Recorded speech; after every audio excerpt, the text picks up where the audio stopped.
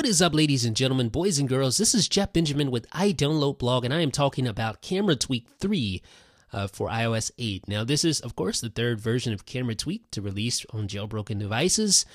The initial version of CameraTweak came out, if you can believe this, over 2 years ago, and it debuted for iOS 6. It's kind of funny thinking about that. The iOS 6 camera app was very, very basic and just didn't have a lot of features at all. Comparing that to the iOS 8 camera app, it's like a whole new app, basically. So the question stands to be asked, do we still need CameraTweak now that so many features have been integrated directly into the iOS 8 camera app? A lot of features now overlap between CameraTweak and the stock app. So the question is, do we still need it? Is it just as compelling as it once was? Well, I'll answer that right now. No, it's not as compelling as it once was. Now, do you still need it? Well, that's going to be a personal decision.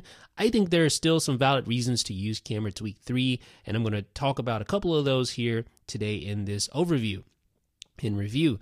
Now, the thing that CameraTweak does, it basically adds a whole bunch of like third-party features directly to the stock camera app. And that's why it is such a good tweak, because you don't have to use a separate app. You just launch the camera app and it loads the camera app, and then you see all these new features. For instance, in the bottom right-hand corner, you see the resolution control. I just tap that, and you can see I can switch between 1080p.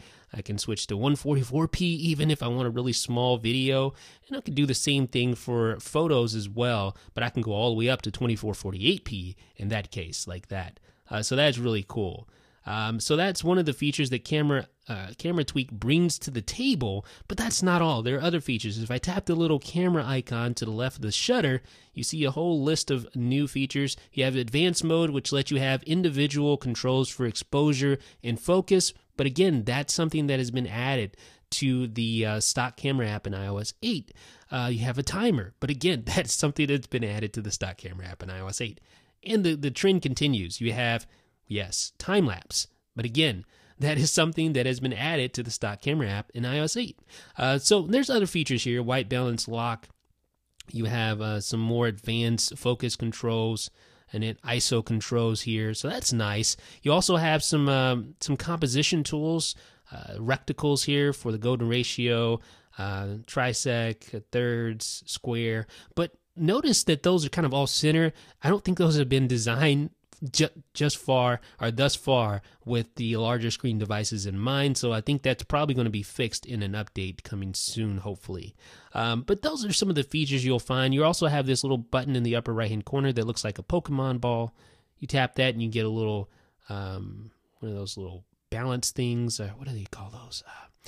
Levels. Yeah, you get a little level so that you can make sure you're shooting your photo leveled. So that's nice. If you go over to video, of course, you can switch, like I said earlier, between the different resolutions there. You also have the ability to switch to advanced mode on video, and then you could take snapshots. One of the nice features about CameraTweak back in the day is that it allowed you to take photos directly while you were taking a video. Well, that really is kind of irrelevant now because that feature is built directly into iOS 8. So again, lots of overlapping functionality between this and the stock iOS 8 camera app.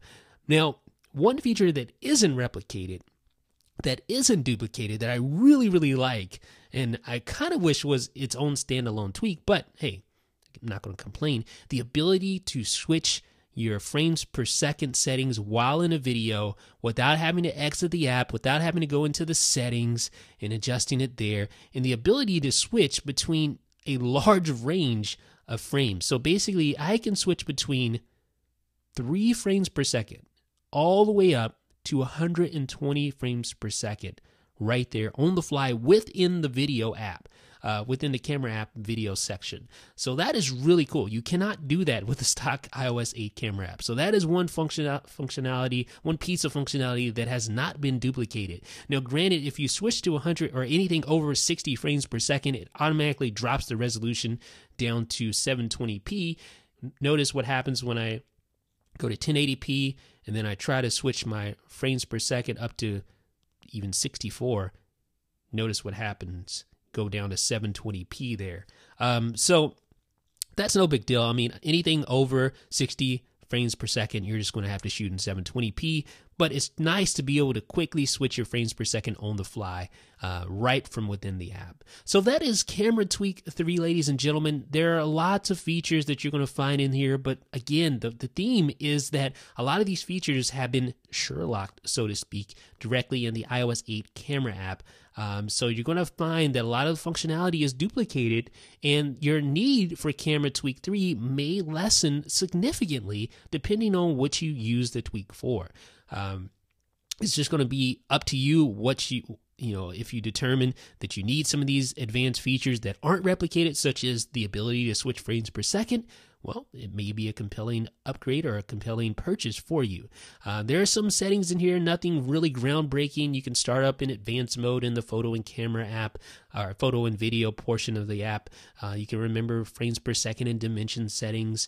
And there's some other active features you can change. There's also a nice user manual, which I wish more jailbreak developers would implement, having a walkthrough of all the different features.